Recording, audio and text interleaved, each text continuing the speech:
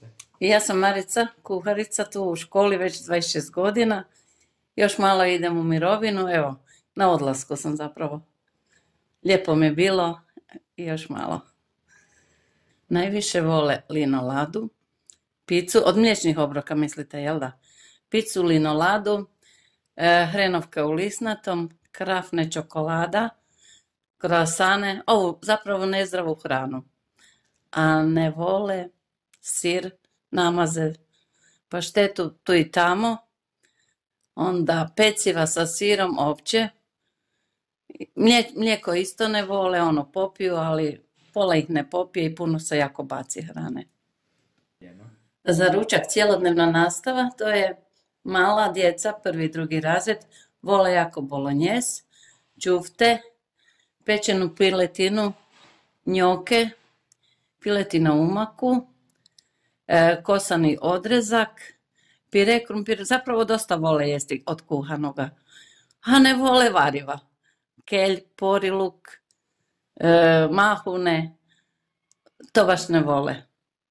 Mislim da to doma stvar je od kuće polazi, da dosta doma jedu nezdravu hranu, a roditelji premalo kuhaju. Zelenilo i to, zelenu, mislim, zdravu hranu. Pa dosta se hrane baca. Možda pola od ukupne hrane, pola ide zapravo u otpad. I to vozimo u agroproteinku svaki tjedan, dolaze 2 puta, voze u kantama, tako da, a što ne stane tamo, onda mora ići u miješani otpad. Jedna kanta ima 30 kila, znači tjedno imamo 4 kante, to je 120 kila, plus još suhe hrane, kruha, što posebno odlažemo, i peciva, to je isto možda jedno 30 kila tjedno, jako puno. Mislim da prehrana baš nije u redu, trebalo bi popraviti više zdrave hrane, ali oni ne vole to i onda smo prisiljeni dati ono što vole, jer uzalud bi plaćali, a ne bi pojeli. Još bi više štete bilo zapravo. Da više izlaze, da se više igraju i da budu gladni i da se bolje jedu i vide šta se u svijetu događa. Koliko djece gladuje, a mi tu bacamo hranu. To bi im trebalo svakodnevno prikazivati i opominjati.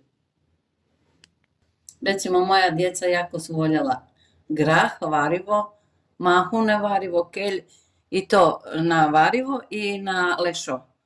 Ali tu bi isto više voljela da bude blitva, špinat, kelj i više meso, puretinu, piletinu i više salate. Djeca uopće neće salatu, zelena je zdrava i cikla.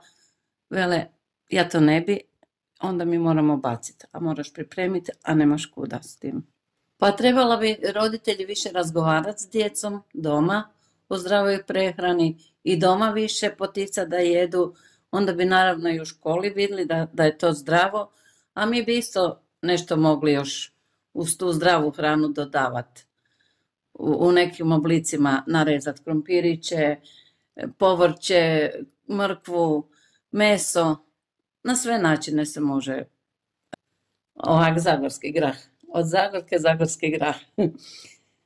Skuha se grah, dan prije se namoči, nekoga i ne namoči, doda se puno luka, nasjeckanoga, paprike, isto zelene, crvene, odnosno nasjeckane svježe, mrkve, celera, peršuna, svega povrća, i onda se doda špeka sitno nakosanog i onda se napravi jedan mali zafrik, odnosno zaprška na kraju. I djeca to hoće jesti.